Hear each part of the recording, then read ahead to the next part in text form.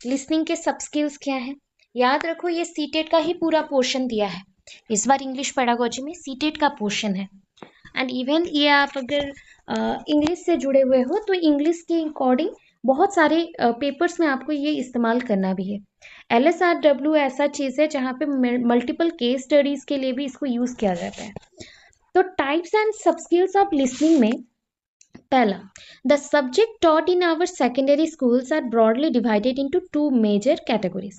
Normally हम जो schools में लैंग्वेज पढ़ते हैं और सब्जेक्ट्स पढ़ते हैं तो उसको ब्रॉडली दो टाइप के कैटेगरीज में डिवाइड किया गया है। कौन सा? एक होता है कि लैंग्वेज सब्जेक्ट, एक क्या होगा ना, लैंग्वेज सब्जेक्ट होगा। ठीक है, एक होगा आपका लैंग्वेज सब्जेक्ट, दूसरा होगा आपका non language subjects. Language subjects मतलब एमाइल, इंग्लिश, हिंदी, संस्कृत, ये सब। नॉन लैंग्वेज सब्जेक्ट्स हो गए जैसे कि अदर सब्जेक्ट, साइंस ग्रुप और आपके नॉन साइंस ग्रुप्स, तो वो हो गया। द बेसिक स्किल्स जो लर्निंग में, लैंग्वेज लर्निंग में यूज होता है। लैंग्वेज लर्निंग को लिंग्विस्टिक लर्निंग भी बोलते हैं। लिंग्विस्टिक लर्निंग भी बोला जाता है। Okay, it is also known as the linguistic learning. And linguistic learning क्यों बोला गया? बिकॉज लिंगुआ का मतलब होता है टंग। लिंगुआ का मतलब होता है टंग। और जब भी आप कोई लैंग्वेज को पढ़ते हो या वर्ड्स बनाते हो तो टंग का व्यवहार आप करते हो, ज़्यादातर आप टंग का यूज़ करते हो। So that LSRW language learning में इंपॉर्टेंट है। अगर आपको किसी ने पूछा basic skills of language learning, right about the basic skills of language learning, याद रखना LSRW के बारे में ही लिखना है। ठीक है, as they are 4 in number, जैसे कि आप जानते हो वो 4 है नंबर में, they are termed as the 4 fold skills of language. 4 है नंबर में, इसीलिए इसको 4 फोल्ड स्किल्स ऑफ लैंग्वेज बोलते हैं, मतलब 4 फोल्ड स्किल्स ऑफ लैंग्वेज बोलते हैं। लर्निंग के 4 फोल्ड्स हैं स्किल्स में। ठीक है, in short they are known as LSRW। In short इसको LSRW कहते हैं। Among the 4 skills of language learning, listening reading, देखो 4 में से लिसनिंग रीडिंग LSRW होना चाहिए, बट हम कंबाइन कर रहे हैं LR को एंड SW को। L एंड R, देखो लिसनिंग जितना अच्छा होगा उतना ही रीडिंग अच्छा करोगे। ठीक है, तो हमारा L एंड R को एक साथ बोलते हैं स्किल ऑफ कॉम्प्रीहेंशन। किसी चीज़ को डिटेल में अगर पढ़ना हो तो लिसनिंग एंड रीडिंग को यूज़ किया जाता है। और आपका जो speaking and W for writing है, ये दोनों को बोलते हैं skill of expression. Skill of comprehension, skill of expression. अभी देख लो और क्या क्या है। मैं सारा नाम दे दे रही हूँ, सारा नाम दे दे रही हूँ, क्योंकि जो पहले नोट्स मैंने दिया था ना वो बहुत इजी नोट्स था, बट इस बार के नोट्स में थोड़ा तो एडवांस कुछ लिखोगे ना, नहीं लिखोगे तो मार्क्स कहाँ से आएंगे। तो थोड़ा ध्यान देना है कि लैंग्वेज स्किल को हमने 2 पार्ट में डिवाइड कर दिया। एक है स्किल्स ऑफ कॉम्प्रीहेंशन और skill of expression. It is also known as, मतलब स्किल ऑफ कॉम्प्रीहेंशन क्या था, याद रखना ये L और R है, और ये आपका क्या था S एंड W है। तो L एंड R को रिसेप्टिव स्किल्स भी बोलते हैं। ठीक है, स्किल ऑफ रिकॉग्निशन भी बोलते हैं, और इसको पैसिव स्किल भी बोलते हैं। 4 नाम दिया गया लिसनिंग एंड रीडिंग को। रिसेप्टिव स्किल ग्रहण करना है। सुनो, बोलोगे मैम रीडिंग में तो हमें प्रोड्यूस करना पड़ता है, बट एक अच्छा लिसनर ही अच्छा प्रोड्यूस कर सकता है। ये बार बार बोला गया है, एक अच्छा लिसनर ही अच्छा प्रोड्यूस कर सकता है। जितना अच्छा आप सुनोगे उतना अच्छा ही आप प्रेजेंटेशन भी देंगे। तो ये आपका इम्पॉर्टेंट पॉइंट है। ठीक है, इसके बाद आगे चलते हैं। इसको अगर मैंने पैसिव स्किल बोला, बोलोगे क्यों पैसिव स्किल? बिकॉज जब आप सुनते हैं तो आराम से आप सुनते हो। वहां पे आप अगर खुद भी चिल्लाते रहो और चिल्ला के किसी का बात सुनोगे तो नहीं सुनाई पड़ेगा। तो सुनना है तो शांत होकर सुनना पड़ता है, सो दैट ये पैसिव है। और जब भी रीडिंग करते हो तो अपना वॉइस भी खुद से रिसीव करते हो कि नहीं, अपना वॉइस को भी आप रिसीव करते हो, तो उसी से आया ये रिसेप्टिव है। ठीक है, स्किल ऑफ रिकॉग्निशन, रीडिंग जब करते हो चीज़ों को पहचानते हो, और सुनते वक्त भी क्या सुनना है नहीं सुनना है उसको भी रिकॉग्नाइज करके हम सुनते हैं। तो ये हो गया स्किल ऑफ कॉम्प्रीहेंशन और रिसेप्टिव स्किल, और स्किल ऑफ रिकॉग्निशन और पैसिव स्किल।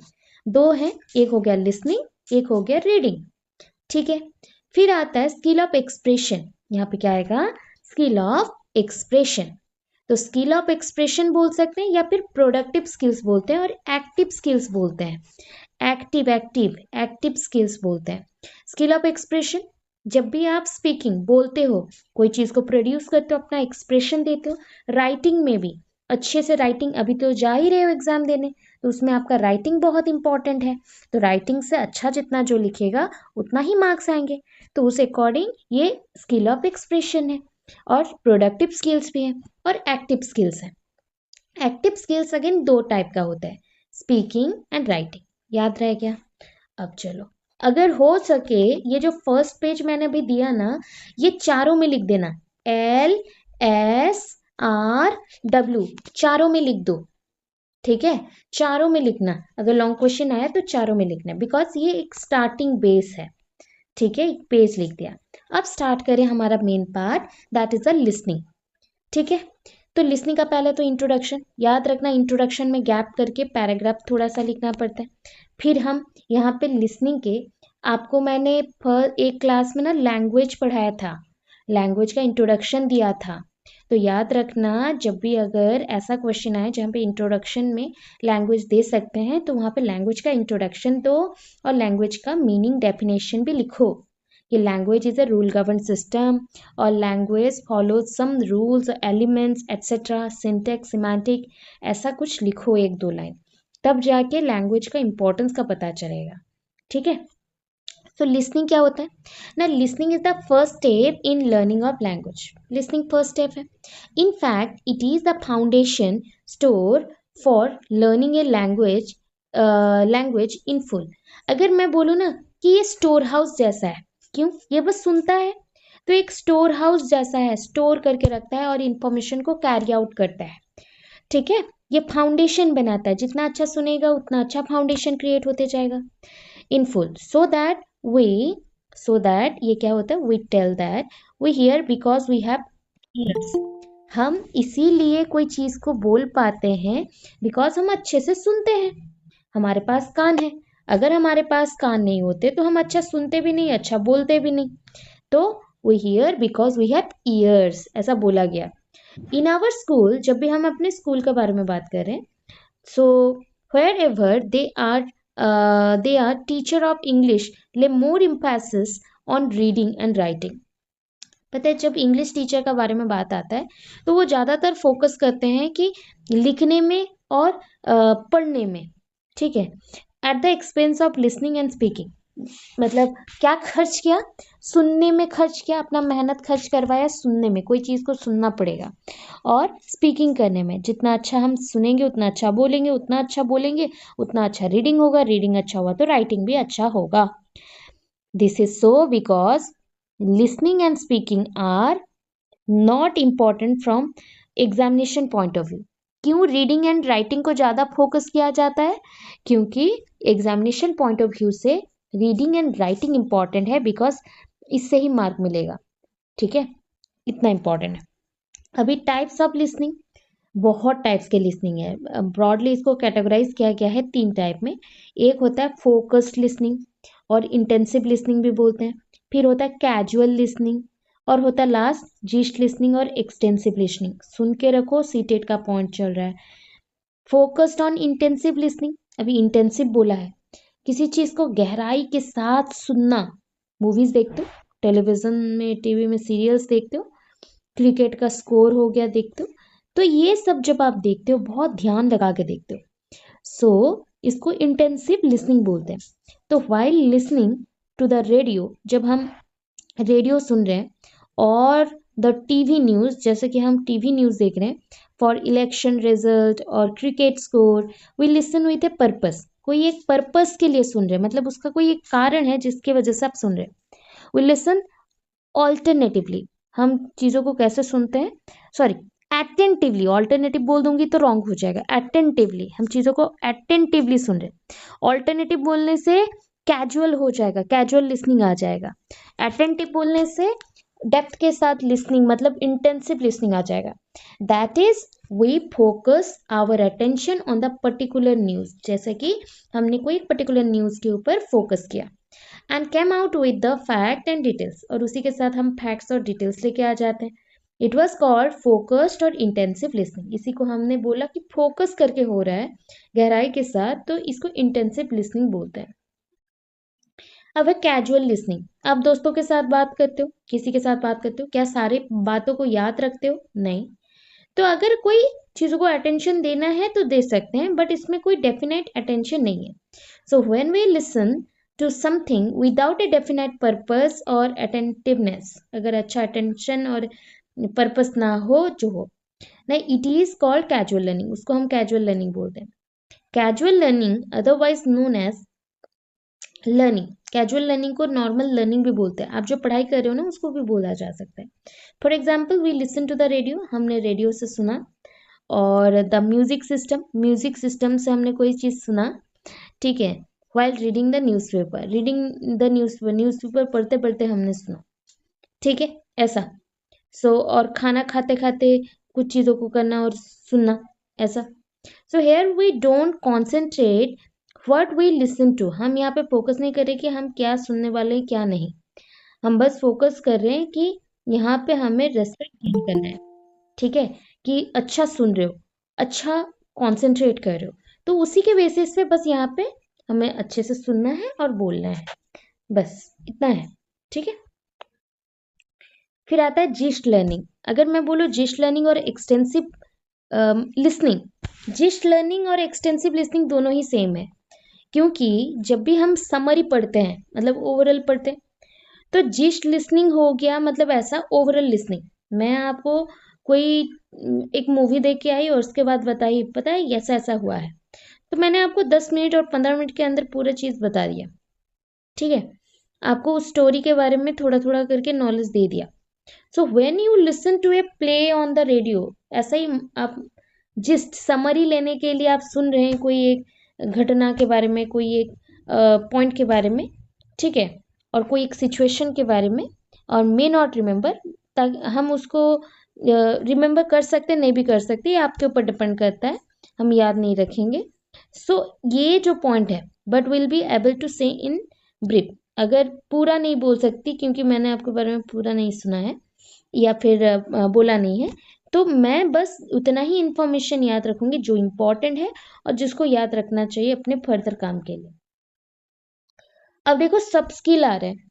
सब स्किल्स ऑफ लिसनिंग क्या है ना, सब स्किल्स बोलता है सब skills of listening are also known as enabling listening skills, enabling listening skill, मतलब लिसनिंग स्किल को और अच्छा और बेहतर बनाने के लिए हम यूज करते हैं सब स्किल्स को, इसको एनाबलिंग स्किल्स बोलते हैं, एनाबलिंग स्किल्स बोला जाता है, ठीक है। ये एनाबलिंग स्किल्स में क्या आता है, दे में ब्रॉडली बी डिवाइडेड इनटू, ये दो टाइप में डिवाइड हो गया है। एक है listening for sound preparation, sound preparation और परसेप्शन। देखो साउंड परसेप्शन और प्रिपरेशन क्या होता है, जब आप कोई चीज को सुनते हो ग्रहण करने के लिए, मतलब समझने के लिए, जैसे कि आप लोग अभी कर रहे हो, ठीक है, तो आप क्या कर रहे हो, साउंड परसेप्शन, अच्छे से आपने सुन लिया, दैट्स इट। और एक होता है लिसनिंग फॉर कॉम्प्रीहेंशन, मतलब मुझे इसलिए सुनना है ताकि मैं खुद से उसको बना के बड़ा करके डिटेल वे में बता सकूं और लिख सकूं। तो ये अभी क्या है, लिसनिंग फॉर साउंड परसेप्शन में क्या आएगा ना, पहले हम आइडेंटिफाई करते हैं डिफरेंट साउंड्स को, group sounds into meaningful units, अभी साउंड्स को फिर मीनिंगफुल यूनिट्स में डिवाइड करते हैं। इंटरप्रेट बेसिक इंटोनेशन, मतलब कौन से वर्ड पे कितना फोकस, कौन से वर्ड से कौन से वर्ड में गैप रहेगा, कहाँ पे आप पॉज दोगे, ये जो पूरा चीज है इसको बोलते हैं साउंड परसेप्शन। जब आप कुछ बोले तो कितना ग्रहण कर रहे हो, कहाँ पे क्या ब्रेक लगा रहे हो, धीरे बोल रहे हो, जोर से बोल रहे हो, कहाँ पे आपने रिदम बना दिया है, वो मीनिंगफुल होना चाहिए। वैसे लिसनिंग फॉर कॉम्प्रीहेंशन, कॉम्प्रीहेंशन मतलब किसी को बताना है, ठीक है, तो predict what the speaker is going to talk, हम प्रेडिक्ट करना चाहते हैं कि स्पीकर अभी क्या बोलना चाहता है, डिटेल्ड वे में जानना चाहते हैं, ताकि हमें कोई अगर पूछता है कि स्पीकर क्या क्या बोला तो आप डिटेल्ड उसका इंफॉर्मेशन पूरा ही दे सके, ठीक है। फिर आता है understand the meaning of the words, आपको वर्ड्स का मतलब समझना है, फ्रेजेस का मतलब समझना है, आपको सेंटेंसेस के मतलब समझने हैं, अंडरस्टैंड करना सेंटेंसेस को, कमांड्स को, रिक्वेस्ट और क्वेश्चंस करना है, तो लिसन अटेंटिवली, इसके लिए क्या करना पड़ेगा, बहुत अच्छे से सुनना पड़ेगा। In order to ask relevant questions, क्योंकि आपको अगर डाउट होगा तभी आप मुझे क्वेश्चंस पूछेंगे। अगर आप प्रॉपरली सुनेंगे नहीं तो मुझे क्वेश्चन नहीं पूछ सकते। सेम चीज अगर मैं आपको कुछ पूछूं, मैंने डिटेल पढ़ाया है, तो आप भी अगर अच्छा अटेंटिव लिसनर नहीं बनेंगे तो ऑब्वियस है मैं कुछ भी पूछूं आप आंसर नहीं दे पाओगे। तो इसके बाद स्पीकर का एटीट्यूड, इंटेंशन, इंटरेस्ट बहुत कुछ काम में आता है। रिकॉग्नाइज पिकुलरिटीज, बहुत सारे पिकुलरिटीज हैं इन प्रोनाउंसिएशन, ठीक है। प्रोनाउंसिएशन प्रोडक्शन में बहुत पिकुलरिटीज हैं of sounds and uses of words, बहुत सारे वर्ड्स को भी हम यूज करते हैं। मेंटेन हिज और her attention for a reasonable length of time. तो देखो, मैं आपको पढ़ा रही हूँ, अगर मैं आपको प्रॉपरली ना पढ़ा सकूं तो आपका अटेंशन मेरे तरफ नहीं रहेगा। और अटेंशन क्या होता है, ब्रेक होता है, इंटरप्टेड होते हैं। अभी अगर आपको वो इंटरेस्ट नहीं लगा तो आप 2 मिनट सुनने के बाद फिर से ब्रेक ले जाओगे। तो ये पॉइंट होता है। तो हमें मेंटेन करना पड़ता है कि लोगों को हमारे तरफ अटेंशन आए, हमारा पॉइंट वो सुने रिजनेबल लेंथ ऑफ टाइम तक, मतलब एक निश्चित समय तक वो हमारा बात को सुने, तभी जाके लिसनिंग स्किल हो पाएगा। चलो, टेक्निक्स क्या क्या है, techniques and materials. Listening skill में अगर कुछ मटेरियल बोलना है तो क्या है, टीचर्स क्या क्या यूज कर सकते हैं ना, hand book, book of teaching objectives, classroom activities, pack of leaflets, बहुत सारे लिफलेट्स यूज कर सकते हैं, posters, video of speaking and listening activities. इसको काम करना, इसको पॉइंट आउट करके एक एक करके नीचे नीचे लिखना, ठीक है। There is also a progression, एक टाइप का प्रोग्रेस तो होता ही है। Poster which sets out some criteria for assessing progress throughout the primary age range। अभी देखो, जब भी हम लोग बात करते हैं प्रोग्रेशन, मतलब हमारा प्रोग्रेस कैसा हो रहा है, तो पोस्टर से भी हम दिखा सकते हैं। सपोज कोई पोस्टर से हम कैसा वो प्रोसेस हो रहा है, क्या क्राइटेरिया के साथ गया, क्या एज रेंज है, किस बच्चों को पढ़ाना है, उस अकॉर्डिंग हम मटेरियल चूज करते हैं। तो लिसनिंग पोस्टर में क्या होता है ना, पोस्टर में आउटलाइन रहते हैं कि आप क्या पढ़ा रहे हो, कितना पढ़ा रहे हो, किस पॉइंट पे बात करना है, बच्चों को क्या नीड है, क्या लर्न करना है, how children show they have listened and understood, कैसे वो दिखाएंगे कि वो समझ रहे हैं और अंडरस्टूड करें, यूजफुल क्लासरूम टेक्निक्स, ये सब कुछ आपका पोस्टर में आउटलाइन होता है। फिर आता है techniques of teaching listening. Listening को अगर पढ़ाना है, बहुत सारे गेम्स हैं, टेक्निक्स हैं, उसे यूज किया जाता है। जैसे कि नंबर 1, बेबल गैबल, बहुत सारे गेम्स हैं, बैरियर गेम्स हैं, वर्ड टेनिस है, जो बोलते हैं ना वर्ड गेम्स, हम लोग एक जगह पे एंड करते हैं और आप उसी अल्फाबेट से दूसरा स्टार्ट करोगे। जैसे कि टैप बोला तो टैप से पी आया, पीओ, टी पॉट। फिर बोल दिया टाइगर, टी से एंड हुआ था, फिर आर आया तो रैट। ऐसा हम कंटिन्यू करें हर एक का लास्ट अल्फाबेट से। वर्ड टेनिस बोलते हैं उसको। ड्रॉ ए स्टोरी, जैसे मैं एक आपको वर्ड देती हूँ और वो वर्ड से आपको स्टोरी मेकिंग करना है। जैसे होता है ना, long years ago there is a king of jungle whose name is Sultan, ऐसा कुछ मेंशन कर दिया। इतना करके उसने ब्लैंक छोड़ दिया। अब उस ब्लैंक को आप फिलअप करेंगे कि कौन सा सेंटेंस बनाएं, कैसा लिखे, कि बच्चों में क्या करवाएं, ताकि बच्चों को इंटरेस्ट आ जाए कि हाँ मुझे ये लिखना है, मेरा स्टोरी बनेगा, ये मैं जैसा चाहूँ वैसा स्टोरी बना सकता हूँ। मैं चाहूँ तो टाइगर के बारे में बहुत अच्छा लिख सकता हूँ, या फिर मैं लिख सकता हूँ कि टाइगर बहुत ही क्रूर राजा था, ऐसा जंगल का राजा है, ऐसा ऐसा बहुत कुछ मैं लिख सकता हूँ मेरे हिसाब से। उसको बोलते हैं ड्रॉ ए स्टोरी। एक लाइन दे दो उससे वो, या फिर 2-3 लाइन दे दो उससे वो पकड़ के स्टोरी को कंटिन्यू करेगा। फिर आता है टेलीफोन कन्वर्सेशन। पता है टेलीफोन कन्वर्सेशन में जब होता है कि मैं आपसे बात कर रही हूँ, ठीक है, मैं आपसे बात कर रही हूँ, सो मैं आपको बोलूंगी, आप सुनेंगे, फिर आप मुझे बोलेंगे, मैं सुनूंगी। तो ये होता है telephone conversation. Ways to listen, बहुत प्रकार के लिसनिंग होते हैं। आप डायरेक्टली रेडियो से सुनते हो, मोबाइल से सुनते हो, या फिर टेलीविजन से सुनते हो, और फेस टू फेस सुनते हो। कैसे सुनना पसंद करोगे, क्या सीखना पसंद करो, उसके ऊपर। And all change, all change का मतलब एक कंसेप्ट दिया गया और आपको बोला गया इसका आप ऑपोजिट वे से लिखना शुरू करें जो मुझे सुनना है। तो एक बोलते हैं ना, सुनने का और लिखने का दोनों का हैबिट यहाँ से ही क्रिएट होगा। फिर आते हैं, देखो हर एक गेम के बारे में थोड़ा थोड़ा देंगे। बैबल गैबल क्या होता है ना, the technique encourages children to listen carefully to remember the plot and sequence of events. ठीक है, कुछ नहीं कर पा रहे हो तो ये 2 लाइन बस। एक ऐसा टेक्निक है जिसके थ्रू हम बच्चों को एनकरेज करते सुनने के लिए केयरफुली कि प्लॉट क्या बोल रहा है, मतलब बेस क्या बोल रहा है, और उस घटना को सीक्वेंस ऑफ इवेंट्स के थ्रू अरेंज करना। ये अभी तक यूज होता है, पता है, ये अभी तक आता है एग्जाम्स में, हायर एग्जाम्स में भी। The teacher start by telling a story. Teacher कैसे स्टार्ट किए, स्टोरी पढ़ाना स्टार्ट किए। Afterwards the children work in pairs. बच्चे यहाँ पे पेयर होके काम करेंगे, एक एक ग्रुप बना के काम करेंगे। One child retell story to their partner as per possible. देखो, टीचर ने पढ़ा दिया, स्टोरी बता दिया, हम लोग ग्रुप में काम कर रहे हैं, आप फिर से क्या करेंगे, मैं आपको फिर से वो स्टोरी पढ़ के सुनाऊंगी। ठीक है, फिर से मैं बोल के सुनाऊंगी एंड आप उसको लिसन करेंगे और उसको कंटिन्यू करेंगे। जहां पे मैं छोड़ूंगी उसके बाद आप कंटिन्यू करेंगे। फिर आता है barrier games. Barrier games focus on giving and receiving instructions. Both listeners and teachers involve. यहाँ पे केयरफुली लिसनिंग करते हैं, गिविंग करते हैं इंस्ट्रक्शंस को, कैसे दिया जाए क्या नहीं। The speaker has to provide clear instruction for the listener. तो क्लियर इंस्ट्रक्शन दिया जाएगा। The listener has to ask question. Listener यहाँ पे क्वेश्चन पूछ सकता है अंडरस्टैंड करने के लिए, इंफॉर्मेशन लेने के लिए। ठीक है, वर्ड टेनिस कर लेते हैं ना। In this technique students make a story with A partner. Word tennis बोला था ना, वर्ड दे दिया और हम यहाँ पे ग्रुप बना के काम कर रहे हैं, उसी वर्ड से स्टोरी को कंटिन्यू करेंगे। ठीक है, जैसे कि ईच पर्सन, जो भी ईच पर्सन है, सेज वन वर्ड। मैं एक वर्ड बोलूंगी, आप एक वर्ड बोलेंगे और उसको मिला के हम लोग स्टोरी बनाएंगे। ठीक है, तो ये हो गया आपका, सेंस आना चाहिए, वो स्टोरी का कुछ सेंस आना चाहिए। फिर ड्रॉ ए स्टोरी तो अभी बताया था कि this involve the children sitting and listening. पहले तो स्टोरी को सुनोगे अच्छे से, फिर स्टोरी जहाँ पे पॉज होगा, मतलब बंद होगा, तो टीचर बोलेंगे आप यहाँ से कंटिन्यू करें अपना स्टोरी को, उसी स्टोरी के बेस को लेके कंटिन्यू करें। फिर आता है telephone conversation. Children are encourage to sit back to back. देखो, पीछे एक के पीछे एक बैठ जाओ कन्वर्सेशन के लिए। The content of the conversation can very passing on information. ऐसा होता है ना, आज के टाइम पे गेम्स खेलते हैं जो पहले वाला को सुना और उसको बोल रहा है दूसरे वालों को, दूसरे वालों को उसको पहचानना है, फिर तीसरे वालों को बोलना है, ऐसे करके जाता है, तो उसको टेलीफोनिक हम कन्वर्सेशन बोल सकते हैं।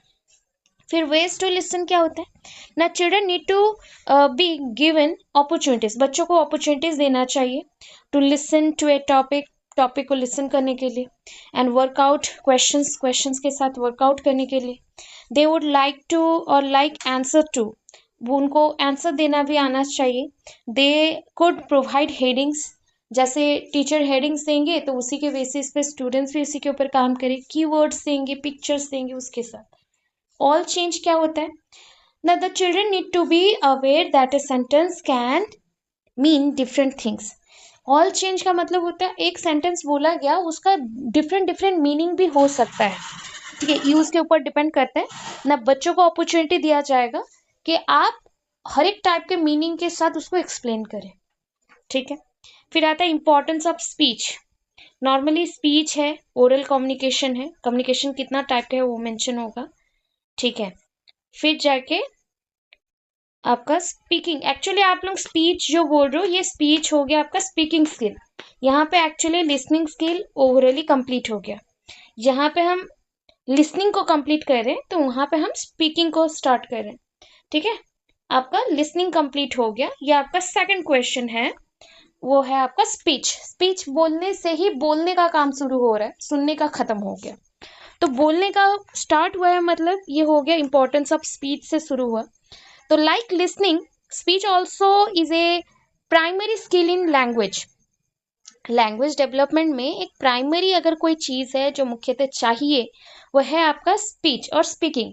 इन fact listening and speaking are complementary to each other. मैंने अभी बोला था ना, जितना अच्छा सुनोगे उतना अच्छा बोलेंगे, तो ये दोनों एक दूसरे के परिपूरक है, कॉम्प्लीमेंटरी टू ईच अदर है।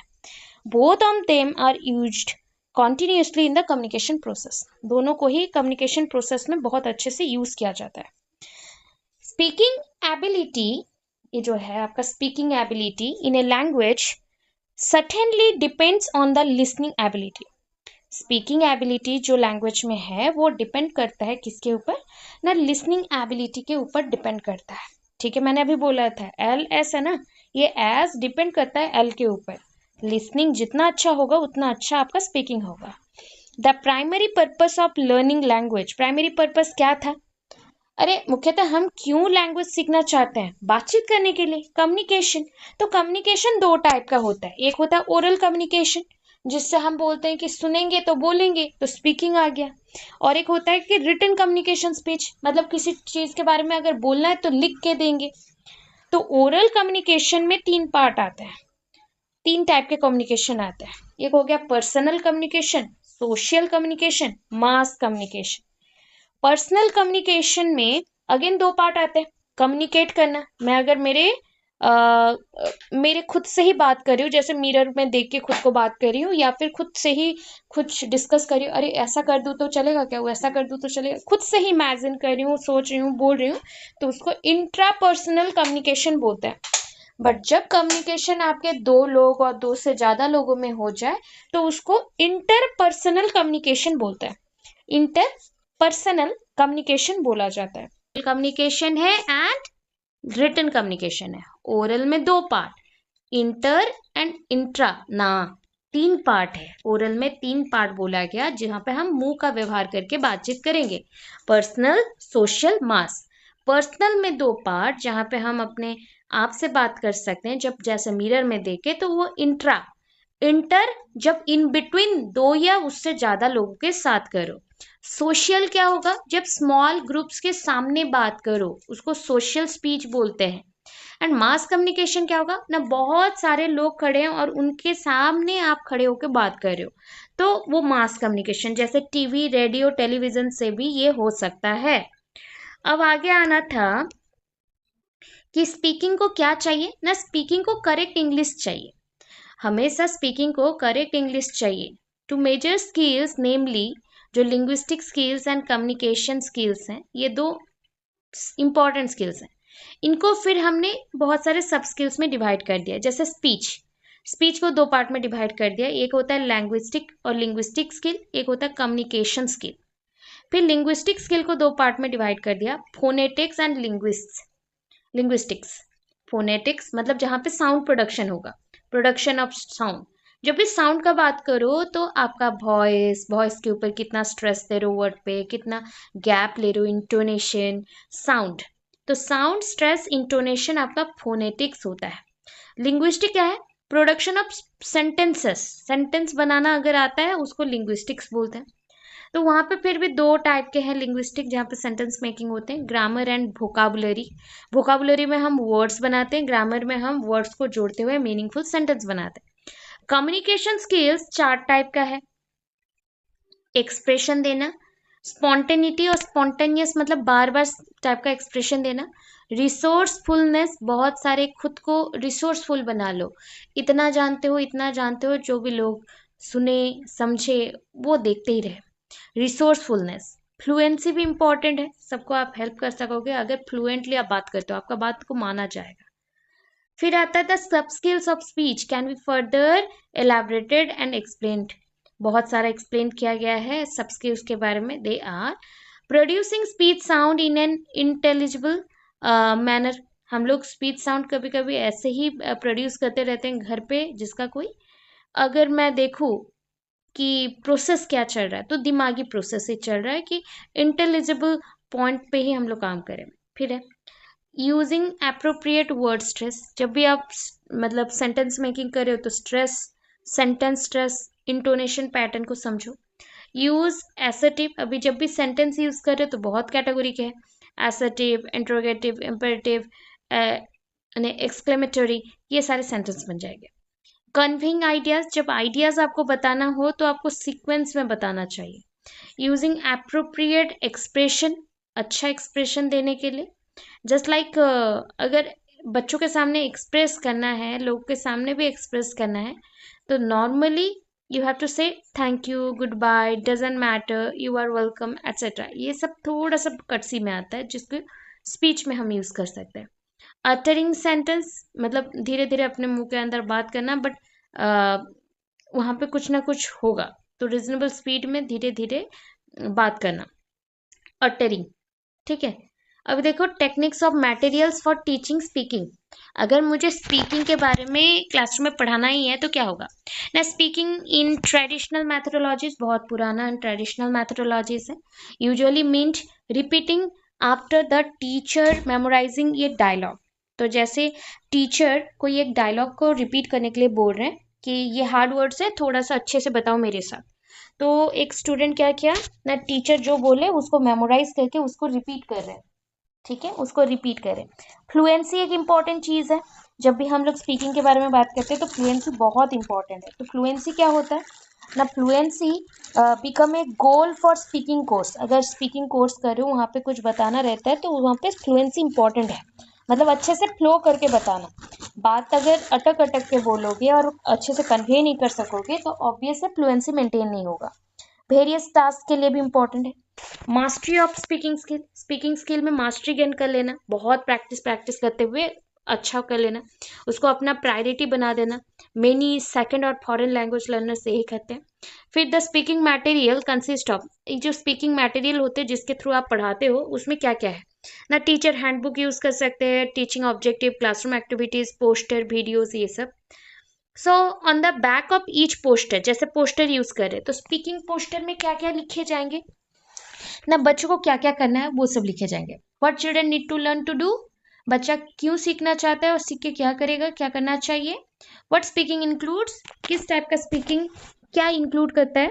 The type of opportunities speak that children need, बच्चों को जो अपॉर्चुनिटीज चाहिए वो। How to encourage children to make extended contribution, बच्चों को कैसे इनकरेज करें कि वो अपना कॉन्ट्रीब्यूशन दे सीखने के लिए। Useful classroom techniques, classroom techniques use करेंगे। अभी क्लासरूम टेक्निक्स में क्या हो सकता है, टॉक पार्टनर्स, बात करना है, अभी सुनना नहीं है, बात करना है। डिबेट्स लगा दो। फिर आपको जैसे होता है ना प्रेडिसमेंट एंड प्रॉब्लम्स, फिर आता है आपका globe puppets and shadow theatre, ये तो पहले भी आर्ट एजुकेशन में पढ़ चुके हैं आप लोग। Photos and paintings, radio broadcast, just a minute. तो ऐसा जो पॉइंट्स है उसको हम एक्सप्लेन करेंगे अभी, और यहाँ पे जितना है उसको थोड़ा थोड़ा करके ही जितना आता है वो लिखना। फिर strategies for teaching listening skill क्या है ना, कुछ छोटे छोटे स्ट्रैटेजीज दे रहे हैं ताकि बच्चों का listening skill and speaking skill दोनों ही आगे बढ़े। तो ये पहले लिसनिंग स्किल के लिए है, जैसे कि मोटिवेशन बच्चों को चाहिए। तो जब लिसनिंग स्किल के लिए एलिमेंट्री लेवल पे कोई टास्क दो, वो है मिनिमल पेयर्स, मतलब कम कम बच्चों को एक साथ जोड़ के करे। आइडेंटिफिकेशन, परिचय जरूर मिले। पैसेज फॉर लिसनिंग, लिसनिंग कैसे अच्छा होगा उसके लिए ध्यान देना। TV in teaching of English, बच्चों को जैसे समझ आए इसलिए टीचिंग ऑफ इंग्लिश के लिए टीवी में प्रोग्राम्स देना। स्टोरीज, आस्किंग क्वेश्चंस, डायलॉग्स, ये सब। So that's it. और ये याद रखो, ये जो मैंने दिया है ये नॉट ओनली लिसनिंग स्किल, ये स्पीकिंग स्किल के लिए भी होगा, सेम ही होगा। ठीक है। टॉपिक राइटिंग स्किल है। पहले तो राइटिंग स्किल याद है ना, वो लैंग्वेज वाला जो फर्स्ट पेज लिखने बोला कंपलसरी, वो सबके लिए है। उसे लिखने के बाद याद रखना वहां पे मेंशन भी है कि हमारे पास 4 फोल्ड स्किल्स हैं, सब स्किल्स हैं। स्किल्स के अंदर actually language is the main skill, हमारे पास लैंग्वेज स्किल है।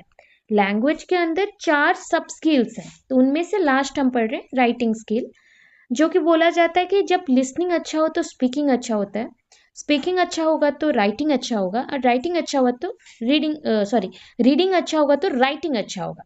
मतलब LSRW इसी सीक्वेंस में रखा गया है, क्योंकि बच्चा पहले ही डे से सुनना स्टार्ट करता है, इवन माँ के पेट से सुनना शुरू करता है, तो लिसनिंग बोला गया।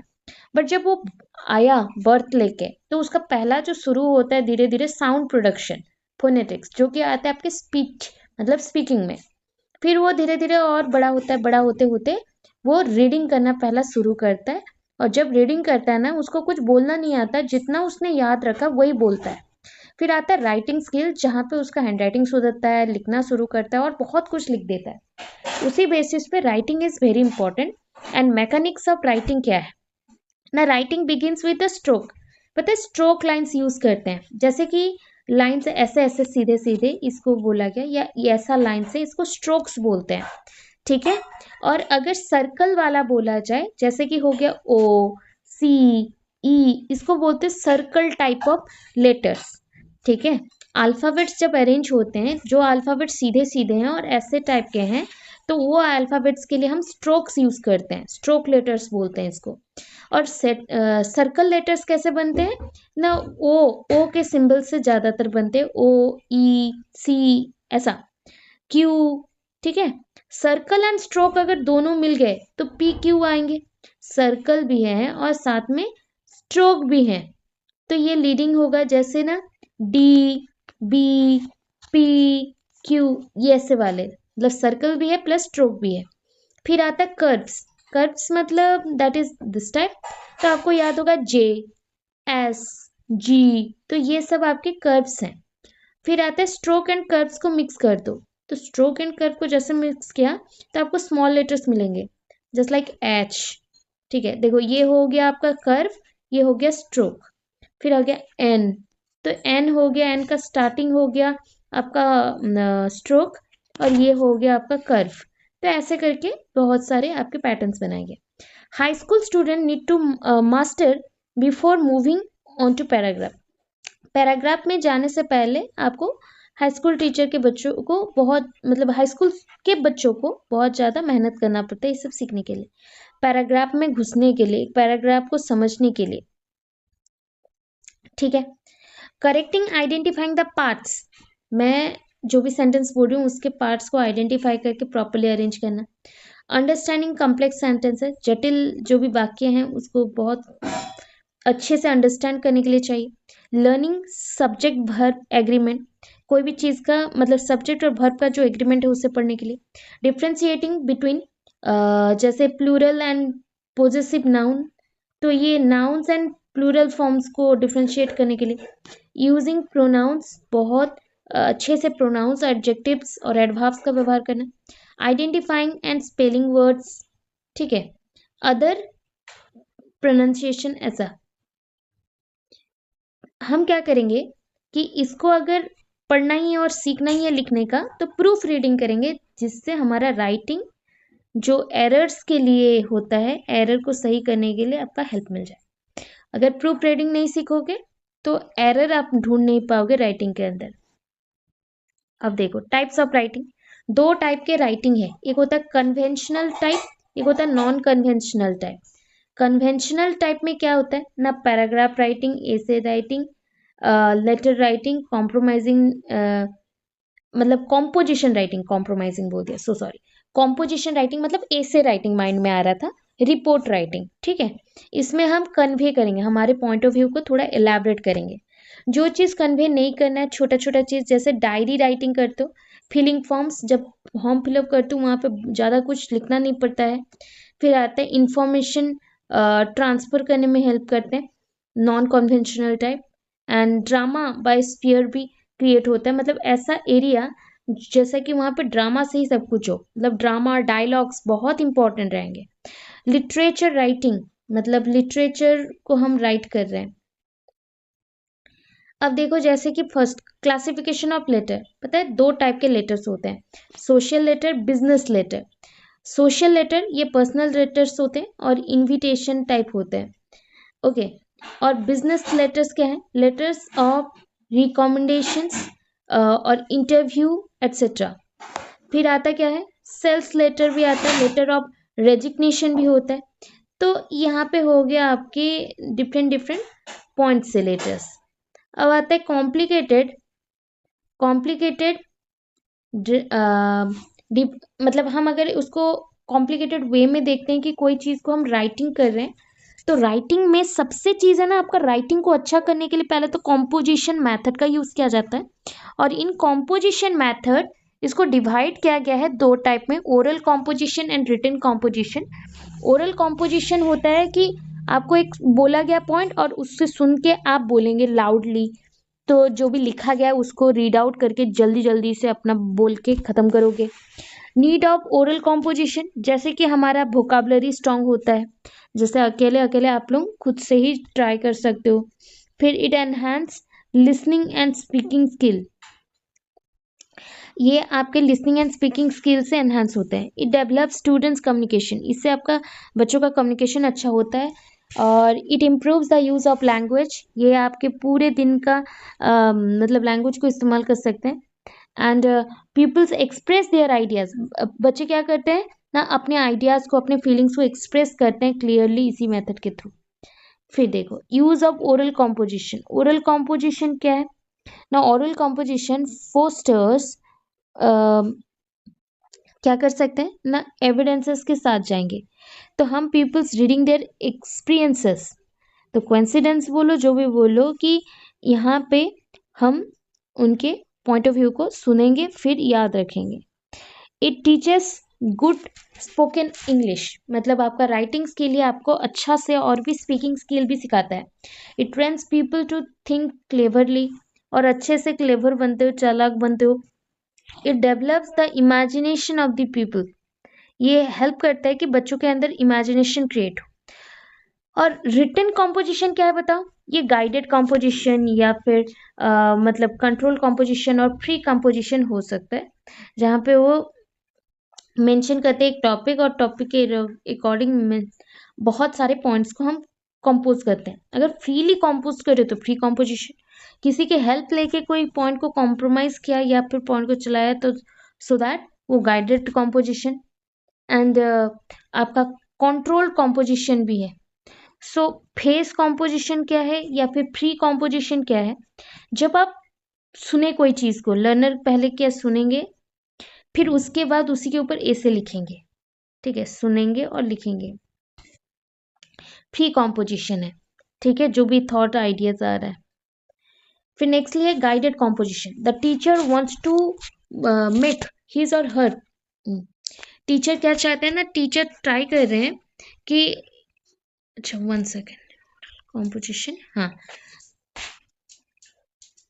हाँ, इट इंक्रीजेस, अच्छा नीड ऑफ ओरल कॉम्पोजिशन में आ गए, कहाँ गया, बिजनेस लेटर पढ़ लिया था, अच्छा इस पॉइंट पे है।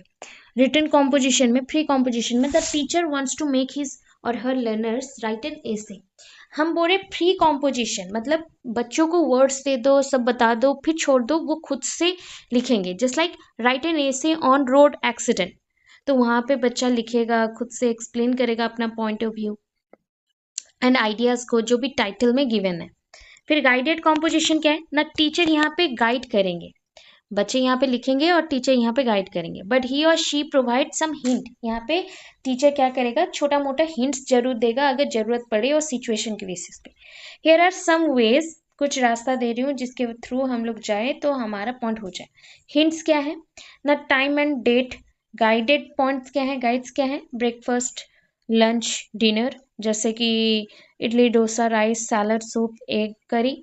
फिर आपका माइंड मैप में क्या मेंशन कर सकते हो, जैसे कि लिली, लोटस, हिबिस्कस, रोज। आंसरिंग क्वेश्चंस, आंसरिंग क्वेश्चंस, जो भी क्वेश्चंस आपको पूछा जाए उसका आंसर्स देना। कंट्रोल्ड कॉम्पोजिशन किसे बोलते हैं ना, in writing the sort of composition ये वेरी कंट्रोल्ड सिचुएशन, मतलब आपको एक सिचुएशन दिया जाएगा, उसमें आप कंपोज करोगे, ये ना हम लोग पहले भी करते थे, जैसे आपको बस 3 वर्ड दिया गया 3 कॉलम में, और आपको मिला के एक अपना कंपोज करना है, जैसे देखो, this is a book, that is a pen, it is a pencil, that is a book, ऐसा हो सकता है, कंट्रोल कॉम्पोजिशन है। वैसे ही और एक दे रही हूँ ना, इट इज माई पेन, तो आपको 3 कॉलम दिया गया और उसमें बोला गया 3 different thing, it is common है ना, it is my pen, it is your book, it is this pencil. फिर वैसे ही आता है इट इज ऑन, तो it is on the mat, it is on this box, it is on that table. तो control composition में minimum आपको कुछ वर्ड्स दिए जाते हैं, जैसे बच्चों का कॉम्पोजिशन हो, बच्चे सीखे, बट बच्चों का गलतियां ना हो, तो उस मिस्टेक्स को कम मतलब कंट्रोल करने के लिए, ऑटोमेटिक वे से कंट्रोल लाने के लिए टीचर क्या करते हैं कि कुछ वर्ड्स को लेके कॉलम बना के देते हैं कि इसी के अंदर आप करो, ना कि कोई ग्रामर एरर, ना कोई कुछ इशू, ठीक है। फिर नेक्स्ट होता है लैंग्वेज स्किल्स, हो गया ना, ये तो बोल चुके थे। फिर देखो और एक एक्स्ट्रा पॉइंट दे रही हूँ, ओरल, ओरल, ओरल मीन्स होता है सुनना, ओरल मीन्स बोलना, तो ऑडियो लिंगुअल स्किल्स क्या है, listening, speaking. But graphic motor, motor means हाथ यूज हो गया, फाइन मोटर स्किल, तो आपका मोटर आया, ग्राफिक भी आया लिखने का काम, और पढ़ने का काम को भी हम बोल सकते हैं। तो that is a graphic motor skill, reading and writing. ठीक है। Objectives of teaching writing skill क्या है? ऑब्जेक्टिव्स ना to make the people write the correct English लिखेंगे, एंड मतलब organise their ideas and thoughts, अच्छे से ऑर्गेनाइज करेंगे आइडियाज एंड थॉट्स को। To make them improve and enhance their vocabulary, उनका वोकाबुलरी और वर्ड्स मेकिंग कैपेसिटी बढ़ेगा, पावर ऑफ इमेजिनेशन बढ़ेगा, एबिलिटी टू सेल्फ एक्सप्रेशन, खुद के पॉइंट ऑफ व्यू को लिख सकते हैं। Characteristics of a good hand writing बहुत बार पूछा गया है। एक गुड हैंड राइटिंग क्या होना चाहिए ना? सिंप्लिसिटी को फॉलो करेगा, लेजिबिलिटी होगा, मतलब उसको हम पढ़ सकते हैं, कोई भी इंसान पढ़ सकता हो। ग्रेस जरूर रहना चाहिए, मतलब आप लिख रहे हो तो 3-4 टाइप का हैंड राइटिंग मत दिखाओ, कहाँ पे बड़ा कहाँ पे छोटा, ऐसा नहीं, प्रॉपर वे से लिखो। यूनिफॉर्मिटी रहेगा, मतलब सेंटेंस सारे समझ आए, अल्फाबेट सारे अरेंज्ड हो, ऐसा। स्पीड भी वो मेंटेन करेगा अपने अकॉर्डिंग। देन स्पेसिंग भी होगा, अगर लिख रहे हो कि आई एम ए बॉय तो प्रॉपर स्पेसिंग होना चाहिए। फिर है पंचुएशन एंड कैपिटलाइजेशन, बीच बीच में कैपिटल अल्फाबेट नहीं घुसना चाहिए, स्टार्टिंग में ही कैपिटल रहना चाहिए। पंचुएशन मार्क भी बीच बीच में, एक एक बच्चे हैं वैसा लिखते हैं, जैसे लिख दिया speaking, speaking is a skill, तो वो क्या करेंगे कि हर एक पॉइंट के बाद एक एक डॉट लगा देंगे, तो वो नहीं चाहिए। डिस्टिंक्टिवनेस, इतना क्लियर होना चाहिए जो सामने वाला देख के बोले कि क्लियर हैंड राइटिंग है, समझ आ रहा है। फिर टीचर क्या करेंगे ना? टीचर का रोल है कि वो बच्चों को गुड हैंड राइटिंग के लिए, नीट एंड क्लीन के लिए प्रैक्टिस करवाएंगे। तो स्ट्रोक सिखवाएंगे, कैसे स्ट्रोक से लिखना पड़ता है प्रॉपर हैंड मूवमेंट करके। Right and distinct shape of letters, proper shape of letters use करेंगे। Letters of the right side letters use करेंगे। Uniformity in size, side spacing, alignment, arrangement proper रहेगा। Capital letters right places से शुरू होंगे। Punctuation mark जहाँ पे appropriate लगे वहां पे देना है, जैसे सेंटेंस मेकिंग हो। फिर नेक्स्ट है ऐसे, और बहुत सारे जैसे होते हैं ना, फ्लुएंट हैंड मूवमेंट, मतलब अगर आपको इजी वे से लिखना है तो आपका हैंड मूवमेंट प्रॉपर होना चाहिए, तभी आप लिख सकते हो। Step to improve the handwriting of people, जैसे beginning is to be made with the 4 lines notebook, जैसे इंग्लिश का 4 लाइन वाला नोटबुक आता है ना, वहां से बच्चों को स्टार्ट करवाए। प्राइमरीली पेंसिल का ही यूज करें, should be use then the pen. Copy writing start करें, बुक्स राइटिंग स्टार्ट करें, ब्लैक बोर्ड डेमोन्स्ट्रेशन जो भी रहेगा ब्लैक बोर्ड देख के फिर अपने कॉपी में लिखे, प्रॉपर लिखे, केयरफुली प्लान करें जो भी लिखाया गया है। चार्ट्स, मॉडल सब कुछ यूज करवाया जाए कि हैंड राइटिंग कैसे सुधरेगा, कैसे करोगे। Competition should be held, competition spelling is wrong, that is a competition, तो ये सही कर देना। कॉम्पिटिशन हो गया है, ये नहीं, कंपटीशन रहना चाहिए लोगों के अंदर, मैं मेरे से ही बेटर करूंगा। इंडिविजुअल अटेंशन देना पड़ेगा बच्चों के ऊपर। अभी बताए एक्सरसाइजेस इन राइटिंग, राइटिंग भी जब भी करते हैं तो वहां पे एक वर्ड आता है ट्रांसक्रिप्शन। ट्रांसक्रिप्शन का मतलब होता है कॉपी पेस्ट, मतलब जो भी आपको मटेरियल दिया गया या चौक बोर्ड में लिखा गया या फ्लैश कार्ड में लिखा गया उसको कॉपी करना, कॉपी करके अपने बुक में लिखना। फिर आता है इसका इंपॉर्टेंस क्या है ना, when the child try to copy, जैसे कि एक टीचर ने बोर्ड में कुछ भी लिखवाया है और उस चीज को एक बच्चा चाहता है कि कॉपी करने के लिए, तो उसका विजुअल मेमोरी स्ट्रांग होता है, देखने का जो मेमोरी है वो स्ट्रांग होता है, और उसके हैंड्स में मूव करना स्ट्रांगली स्टार्ट करता है। This helps in fixing the material in the learners mind.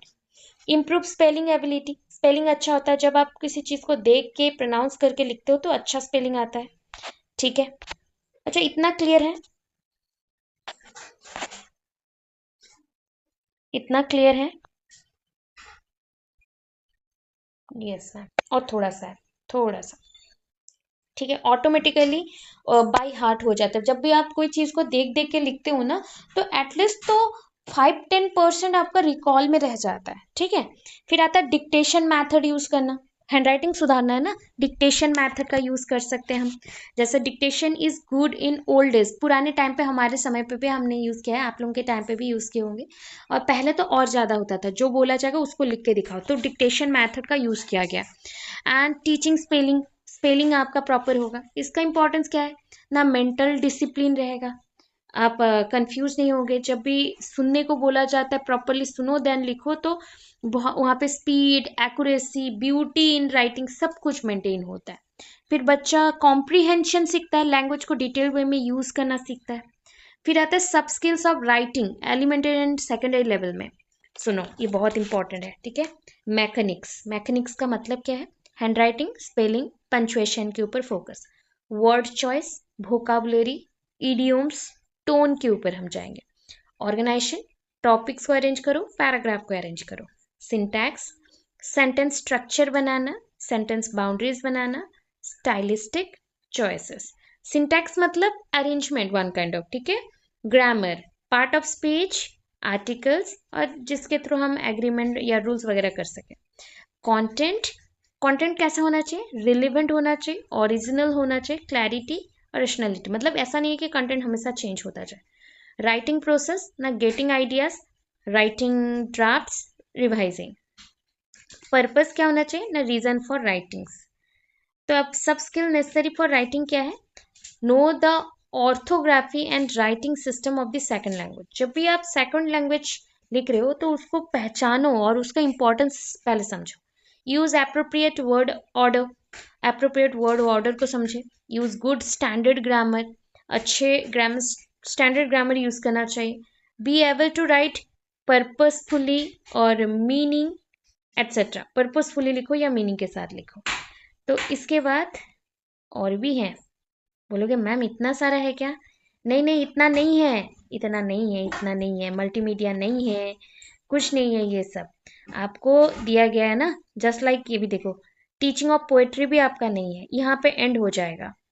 कहाँ गया? यहाँ पे एंड हो जाएगा, बोल देते इधर, अभी अभी एंड हो जाएगा। ये जो है ना writing skill, activities of writing skills, इस पेज में एंड हो जाएगा, ठीक है। तो अब बस और थोड़ा सा, मतलब और 2 पेज का है, ठीक है ना। प्रॉपर देखना, राइटिंग टेक्निक आइडेंटिफिकेशन। तो क्या है? अगर मैं आइडेंटिफिकेशन प्रॉपर वे से देना चाहती हूँ राइटिंग टेक्निक, तो मैं क्या करूँ? पहले वर्ड्स, फिर उसके बाद सेंटेंस मेकिंग, फिर सेंटेंस से पैराग्राफ, फिर पर्सनल प्रोनाउन के ऊपर फोकस करना है। फिर आता है इमोटिव वोकैबुलरी, मतलब मोशंस, इमोशंस के साथ हो। फैक्ट्स एंड ओपिनियन बता सकते हैं। परसुएसिव टेक्निक मतलब कैसे उसको ग्रहण किया। डिस्कोर्स में मार्कर्स, कौन सा चीज किससे कितना अलग है। एक्सक्लामेशंस, किस में आप कंफ्यूज हो रहे हो, पूरा लिख देना है।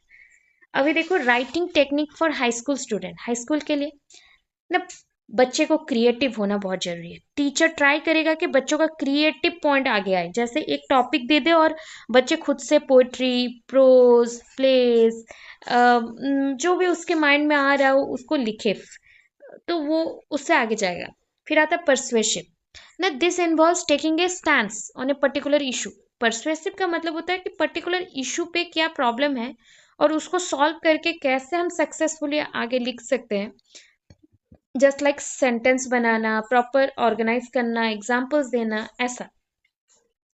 फिर आता है एनालिटिकल। तो analytical essays request students respond through to a film or literally text.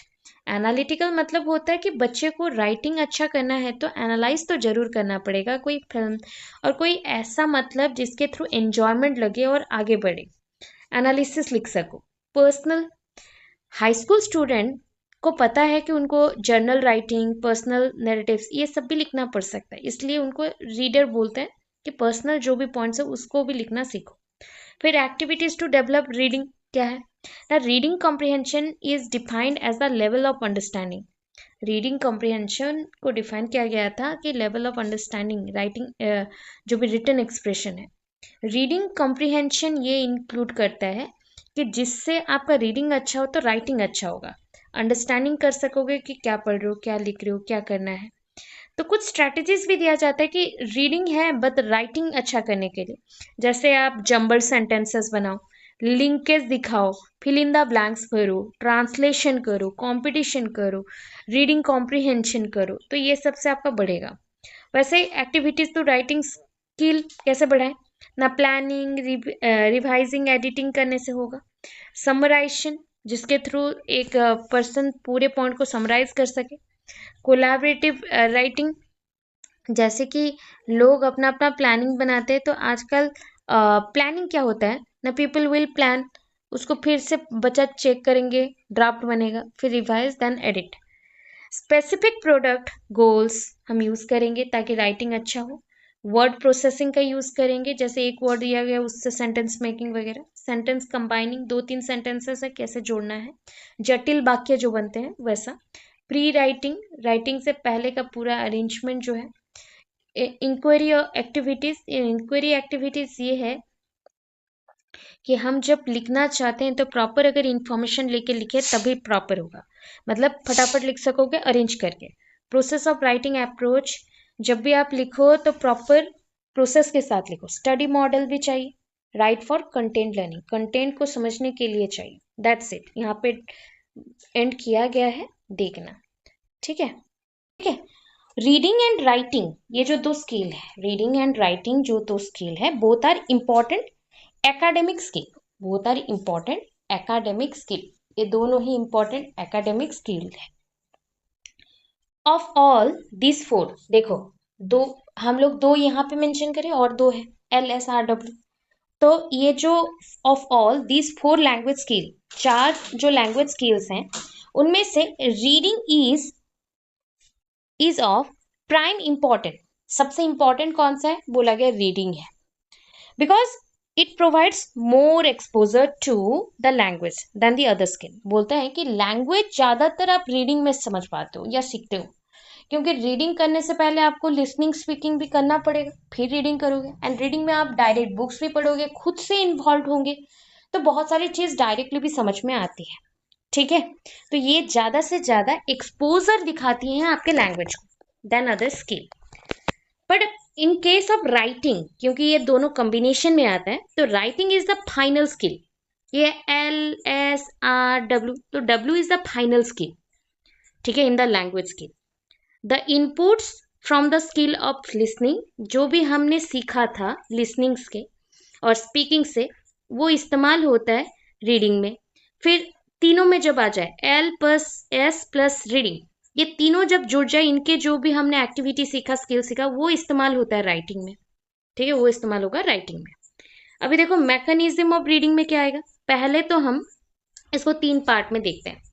Reading कब करोगे, जो चीजों को आंखों से देख सकते हो, समझ सकते हो, उसी को रीड किया जाता है ना। Movement of eyes with the text print, book कुछ लिखा हुआ है, टेक्स्ट प्रिंट है, और अपने आंखों को वहां पे घुमाते हैं, हम देखते हैं, ऑब्जर्व करते हैं, फिर उसको रीडिंग में लाते हैं। फिर रिकॉग्नाइजिंग द टेक्स्ट, टेक्स्ट को हम रिकॉग्नाइज करते हैं। एंड अंडरस्टैंड द मैटर, पहले हम बुक को देखते हैं, फिर उसमें जो टेक्स्ट मटेरियल लिखा है उसको देखते हैं, फिर अंडरस्टैंड करते हैं जो भी लिखा गया है मैटर को। The number of words read in one complete movement of eye, सुनो, is called the eye span. मतलब एक बार आंखें खोल के, जो आप आंखों को घुमा के जो पूरा सेंटेंसेस पढ़ते हैं ना, ब्लिंक करने से पहले का, ठीक है, मतलब ब्लिंक नहीं करोगे, आंखें नहीं पलकाओगे, और एक पॉइंट को जितना पॉइंट तक देख सकते हो, मतलब अपने आंखों से जितना उसे समझ सकते हो, उसी को बोलते हैं eye span. Eye span. Teaching reading, reading teaching का क्या एम है, क्या लक्ष्य है ना, to enable the people recognise the words, बच्चों को पता चलेगा वर्ड्स क्या होता है। To enable them understand the meaning, कोई भी चीजों का मीनिंग वो समझ पाएंगे। Next, to enable them react to what has been read, वो क्या पढ़े उसके ऊपर रिएक्ट कर पाएंगे। And last, to change ideas and behaviour of the people, बच्चों के और पीपल के बिहेवियर एंड आइडियाज को चेंज करने के लिए रीडिंग बहुत अप्रोप्रिएट है और इम्पोर्टेंट भी है। अब सब स्किल ऑफ रीडिंग क्या है ना, देयर आर नंबर ऑफ सब स्किल, उसके अंदर बहुत सारे हैं। पहला है ग्लोबल कॉम्प्रीहेंशन। कॉम्प्रीहेंशन का मतलब होता है व्यापक आकार में पढ़ना, ग्लोबल, ऑल टुगेदर। तो ये पुअर रीडर, एक पुअर रीडर कमजोर है रीडिंग करने में, विल पिक अप इंफॉर्मेटिव और इंफॉर्मेशन। एक पुअर रीडर पहले वो इंफॉर्मेशन को लेता है फ्रॉम द टेक्स्ट, टेक्स्ट से लेगा, इन स्मॉल बिट्स, छोटे छोटे पार्ट्स में लेगा और पीसेस में लेगा। ही और she reads from one word और वन सेंटेंस, फिर उसको एक वर्ड और एक सेंटेंस में पढ़ेगा। एन एफिशिएंट रीडर, जो एक एफिशिएंट अच्छा रीडर है, will first try to form an overall picture, पहले वो ट्राई करेगा पूरे कंसेप्ट का क्या ओवरऑल पिक्चर है, क्या बताना चाहता है एंटायर टेक्स्ट, तो उसके अकॉर्डिंग। फिर है understanding the plan of the text, text material, उसको रीडिंग करेंगे। तो एक good reader usually reads a text more than once. हमेशा याद रखना, अच्छा एक रीडर जो पढ़ता है, किताबें पढ़ता है, बुक पढ़ता है, कोई भी लाइन को अगर वो समझना चाहता है तो एक से ज्यादा बार उसको पढ़ता है, रिपीट करता है। ठीक है। The first reading is done at speed. पता है, जब भी आप कोई चीज को पढ़ते हो, फर्स्ट टाइम के लिए पढ़ते हो तो अच्छे से कभी नहीं पढ़ पाते हो, उसे बहुत स्पीड में पढ़ जाते हो। फिर क्या चाहिए ना, रीडिंग के लिए डिटेल स्पीड में इन इंटेंशन के साथ जनरल सर्वे करते हुए रीडर क्या करेगा, धीरे धीरे डिटेल चीज पढ़ना शुरू करेगा। फिर क्या है, making identification and informed cases. तो देखो, आइडेंटिफिकेशन, प्रेडिक्शंस हम सब करेंगे। तो when A reader read the text, जब वो एक रीडर एक बुक पढ़ रहा है, ही और she trying to know what the author is trying to say. वो जानना चाहता है कि एक बुक में उसके ऑथर ने क्या मेंशन किया हुआ है, क्या चीज मिसिंग है, मुझे नहीं मिल रहा है। ठीक है। फिर आता है लोकल कॉम्प्रिहेंशन। तो after reading through the text, जैसे ही टेक्स्ट के थ्रू मतलब काम करते हैं लोकल एरिया पे, छोटे छोटे पॉइंट्स पे, तो details of the information provided by the writers, फिर हम उसका डिटेल्स देना शुरू करेंगे, जो चीज़ें हमने काम की है उसके बारे में। फिर आता है गेसिंग the meaning and unfamiliar words. अब एक गुड रीडर्स टैकल जरूर करता है, एक गुड रीडर्स टैकल जरूर करता है अननोन वर्ड्स को। जो वर्ड्स अननोन है, नहीं जानता, टेक्स्ट में न्यू है, तो उसको आप क्या करेंगे, जानने को ट्राई करेंगे। एंड हम टेक्स्ट के बिना भी मेंशन कर सकते हैं उसके मीनिंग को। तो फर्स्ट ऑफ ऑल चीज़ों को समझना पड़ेगा, गेसिंग करना पड़ेगा, फिर उसके बाद बोलना पड़ेगा। फिर स्कीमिंग एंड स्कैनिंग। स्कीमिंग क्या है ना, it is a text means going through it quickly to get an overall idea of the content. Content का ओवरऑल आइडिया जानने के लिए स्कीमिंग किया जाता है, जहां पे एक पर्सन क्विकली पूरा आइडिया को कॉपी कर सकता है। ठीक है। नोट मेकिंग तो पढ़ चुके हो already. Note making is a सब स्किल, ये एक टाइप का सब स्किल है of reading that is highly useful for study purpose. Study purpose में ज़्यादा यूज होता है, और कोई एक कंसेप्ट के ऊपर आप खुद से क्या करेंगे, नोट मेक कर सकते हैं, मेन मेन पॉइंट्स के साथ नोट मेकिंग कर सकते हैं। अब देखो, जैसे types of reading. Reading is basically divided into 3 types. ये जेन्युइनली 3 टाइप का है। ठीक है, दैट मीन्स आप कितने जोर से पढ़ाई करते हो, कितने वेट से पढ़ाई करते हो, इस बेसिस पे। ठीक है। तो उस पे आप फोकस करेंगे कि कौन सा चीज को आप डेप्थ के साथ पढ़ना चाहते हो, कौन सा चीज बहुत ही ज्यादा मतलब लाउड वे से पढ़ेंगे, कौन सा चीज को आप साइलेंटली भी पढ़ सकते हो। तो रीडिंग 3 टाइप का है, reading allowed, loud reading and silent reading. ठीक है, 3 टाइप का है। तो रीडिंग अलाउड क्या होता है ना, reading allowed means reading allowed at early stage. जब हम लोग छोटे थे, बहुत चिल्ला चिल्ला के पढ़ते थे, या फिर करेक्टली एक वे से हम सेटिस्फेक्शन लाना चाहते हैं कि हम जितना रीडिंग करेंगे उतना क्लैरिफिकेशन आएगा, तो उस बेसिस पे रीडिंग अलाउड। लाउड रीडिंग चिल्ला के पढ़ना है। ठीक है। नॉइजली प्लेसेस हैं जहाँ पे देखा, नॉइजली प्लेस, बहुत नॉइजी एरिया है, नॉइजी प्लेसेस हैं जहाँ पे हमें लाउड रीडिंग करवाना है। तो लाउड रीडिंग के लिए पहले हम क्या करेंगे ना, प्रैक्टिकल वे से देखेंगे कहाँ पे कितना ज़रूरत है, उस अकॉर्डिंग मॉडिफाई करेंगे। ठीक है। तो लाउड रीडिंग डिपेंड करता है कौन सा एनवायरमेंट में है। ठीक है, उसी के बेसिस पे पढ़ा जाता है, लाइटली पढ़ते हैं। फिर आता है साइलेंट रीडिंग, जो अभी ना आप सब करते हैं। साइलेंट रीडिंग में हम किसी को बताएंगे नहीं, कुछ भी फोकस नहीं करेंगे, एवरीथिंग क्वाइटली हम पढ़ेंगे, बहुत ही चुपचाप होते हुए हम अपना एडवांस स्टेजेस के लिए प्रिपेयर होंगे इसके साथ। फिर नेक्स्ट आता है कंटेंट बेस्ड में 3 टाइप का हम बोल दिया था, intensive, supplementary, extensive. Methods of teaching reading, उसमें क्या है ना, मेथड्स ऑफ टीचिंग रीडिंग में 3 टाइप्स है। क्या क्या, पहले तो आ गया एनालिटिक मेथड, फिर सिंथेटिक मेथड। एनालिटिक में क्या क्या आ जाएगा ना, letter method, phonic method, phonetic method. वैसे सिंथेटिक मेथड में 4 टाइप आते हैं, word method, phrase method, sentence method and story method. तो word method, phrase method and sentence method and story method. ठीक है। फिर अभी देखो कितने टाइप्स के रीडिंग है ना, और भी है, oral reading and silent reading. अभी पढ़ के आए थे साइलेंट रीडिंग, जो साइलेंटली आप प्रोनाउंस करेंगे बट विदाउट एनी साउंड, मतलब दूसरे वाले पर्सन आपका साउंड नहीं सुन पाएगा जब भी आप साइलेंट रीडिंग करेंगे। ओरल रीडिंग क्या होता है ना, ओरल रीडिंग को रीडिंग ए लाउड भी बोल सकते हैं, जोर जोर पढ़ना साउंड के साथ। तो टीचिंग रीडिंग टू बिगिनर, ये teaching reading to beginners has to go with reading aloud. जो भी टीचर बिगिनर्स हैं जब पढ़ाते हैं तो बहुत जोर जोर से पढ़ाते हैं, ठीक है। बट ये जो है साइलेंट रीडिंग, ये हायर क्लासेस के लिए बहुत इंपॉर्टेंट है। अब देखो पर्पस में क्या है ना, पर्पस टू है। एक हो गया कंप्रीहेंशन कंस्ट्रक्टिव, ये दोनों ही आ जाएगा इस प्रोसेस में, और एक होगा अंडरस्टैंडिंग, ठीक है। तो पर्पस में क्या क्या आया ना, एक में आया कॉम्प्रिहेंशन एंड प्रोनाउंसिएशन, एक पर्पस में आया अंडरस्टैंडिंग।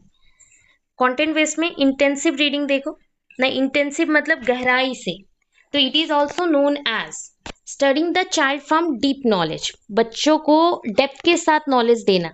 तो अगर डेप्थ के साथ देना है तो बच्चों को उस मैटर पे बहुत ज़्यादा क्लैरिफिकेशन चाहिए, एग्जाम्पल चाहिए प्रिपरेशन के लिए, ठीक है। सप्लीमेंट्री रीडिंग क्या होगा, the supplement this supplement the work of intensive reading. Suppose कोई जगह पे बच्चा इंटेंसिव रीडिंग नहीं कर पा रहा है तो वहां पे वो सप्लीमेंट्री रीडिंग करेगा। एक टीचर रहेगा, एक क्लासरूम रहेगा जहां पे बच्चा करेगा और टीचर उसको गाइड करेंगे। Example, if the child preparing about rain water harvestation, और कैसे हार्वेस्ट करें, तो रेन वाटर को कैसे बचाए और हार्वेस्ट करें, तो टीचर वहां पे बच्चे को क्या देगा ना, teacher will give more articles on it, बहुत से बहुत ज्यादा आर्टिकल्स देंगे जिससे वो समझ पाएगा कि सप्लीमेंट्री रीडिंग क्या है। जो बुक में लिखा था उसे छोड़ के भी अगर कोई और चीज फॉलो करते हो तो उसे सप्लीमेंट्री हम बोल सकते हैं। फिर आता है एक्सटेंसिव रीडिंग, एक्सटेंसिव एक्स बोल दिया ना बाहर से, तो रीडिंग ऑफ अदर बुक्स, मतलब अपना ओन बुक तो नहीं बट अदर बुक्स पढ़ेंगे, मैगजीन्स, न्यूज़पेपर एक्सेट्रा। मेथड्स क्या क्या यूज हो रहे हैं, इंडक्टिव डिडक्टिव पढ़ा था ना, वैसा ही दो मेथड है, analytic method and synthetic method. Analytic method क्या होता है ना, एनालिसिस करते हुए जाएंगे इंपॉर्टेंस देखते हुए, तो it attaches importance to individual letters, हम इंडिविजुअल लेटर्स को, अल्फाबेट्स को, उसके साउंड्स को हम ज़्यादा फोकस करेंगे, एनालिसिस करेंगे। तो इसमें दो मेथड और आए, alphabetical method, phonic method. Alphabetical method is also known as spelling method, alphabetical method को ऑल्सो क्या बोलते हैं, स्पेलिंग मेथड बोलते हैं। And in this method names of alphabet, इस मेथड पे हम अल्फाबेट्स के name, first letter, letter comes next, और लास्टली कौन से वर्ड्स आएंगे या कौन सा वर्ड बना, ये सब करते हैं, मतलब स्पेलिंग करेक्शन के लिए ये मेथड रहता है। फोनिक मेथड क्या बोलता है ना, साउंड प्रोडक्शन के लिए, phonic words, non phonic words. ना this is the method based on the principle of sound letters. अभी पढ़ के आए हो भावल्स एंड कॉन्सोनेंट्स, उसी के बेसिस पे फोनिक वर्ड्स आते हैं। तो only the phonic words can be taught in the way, phonic words जैसे cat, mat, rat. But non phonic कौन सा है पता है, जो साउंड्स मतलब सेम टाइप के वर्ड से साउंड सेम ही आ रहा है, पिन, पिन, पेन, तो सेम टाइप का ही आ रहा है साउंड, अलग नहीं लग रहा है। फिर आता है synthetic method. So synthetic method it cares for the whole word, synthesize करेगा कंप्लीट चीजों को, वर्ड को, फ्रेज को, सेंटेंस को, तो उसके अकॉर्डिंग आता है वर्ड मेथड। तो बचपन में हम लोग वर्ड मेथड खेलते थे। In this method words are presented as a complete whole, मतलब एक एक वर्ड को हम कंप्लीट लेके किसी पर्सन के बारे में और किसी का इंफॉर्मेशन देने के लिए कंप्लीट होल वे से वर्ड मेथड को यूज करते हैं सेंटेंस मेकिंग करने के लिए। तो बच्चा इसको एनालाइज करता है कौन सा लेटर कहाँ पे बैठेगा और उसके अकॉर्डिंग जोड़ के सिंपल सिंपल सेंटेंस बनाता है। फिर आता है लुक एंड से मेथड, बोर्ड में मैंने कुछ लिख दिया या पिक्चर्स दे दिया, बच्चे उसको देखे और बोले। तो sometimes words sentences can be represent, कभी कभी वर्ड सेंटेंसेस को रिप्रेजेंट हम कर सकते हैं बोर्ड में, फ्लैश कार्ड्स में, और चेकर बोर्ड में। तो ये सब के थ्रू बच्चा जो बोर्ड में देखेगा वही बोलेगा। जस्ट लाइक एग्जांपल देखो, एक बोर्ड में ऐसा मेंशन हुआ, find the word starts with B, तो देयर इज ए बॉक्स, तो बॉक्स इज बी। ये beautiful girl, beautiful is B. Ram builds the home, Ram ने घर बनाया तो बिल्ड्स।